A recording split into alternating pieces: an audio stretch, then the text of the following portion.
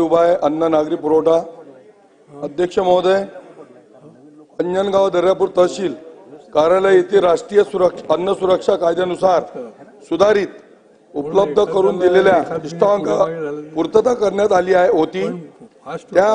त्यानंतर माहे जून 2024 ते डिसेंबर 2024 धान्य व उचल करणाऱ्या अपात्र शिधापत्रिका यासंबंधी कारवाई करून काही शिधापत्रिका रद्द करण्यात आल्या होत्या। काहींचे कार्ड बदलण्यात आलेले होते।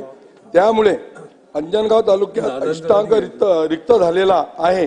आज रोजी अंत्योदय अन्न योजनेचा 27 शिधापत्रिका व प्राधान्य कुटुंब लाभार्थी 610 व्यक्ती संख्या रिक्त आहे। कॅम्पिंग हे जिल्हा स्तरासाठी असल्याने काही तालुक्यात अधिक इष्टांक पूर्तता केली जाते। त्यामुळे इतर तालुक्यांना इष्टांक पूर्तता करताना कॅम्पिंग संबंधी समस्या उद्भवतात। तसेच येथे सदर इष्टकांची पूर्तता करताना ऑनलाईन प्रणाली वर कॅम्पिंग संबंधित अडचणी येते।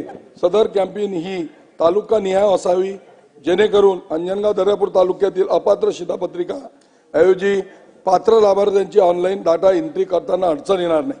अध्यक्ष महोदय, अंजनगाव दर्यापूर तालुक्यातील अंत्योदय प्राधान्य कुटुंब योजनेचा शिल्लक इष्टांकाची पूर्तता करण्यात आलेली आहे।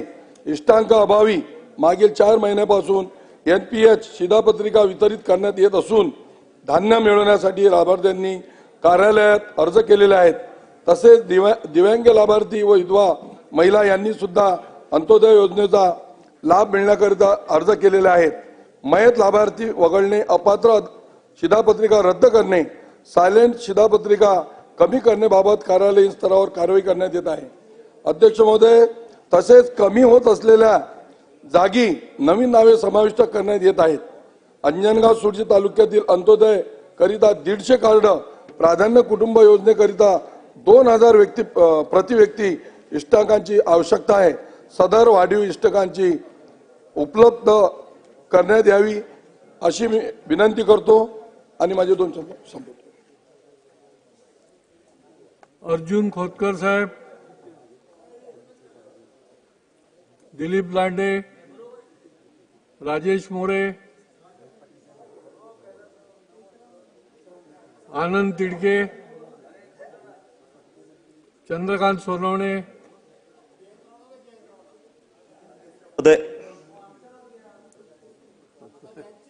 सन 25-26च्या अर्थसंकल्पातील अनुदानावर बोलण्यासाठी संधी दिल्याबद्दल मी आपले आभार मानतो।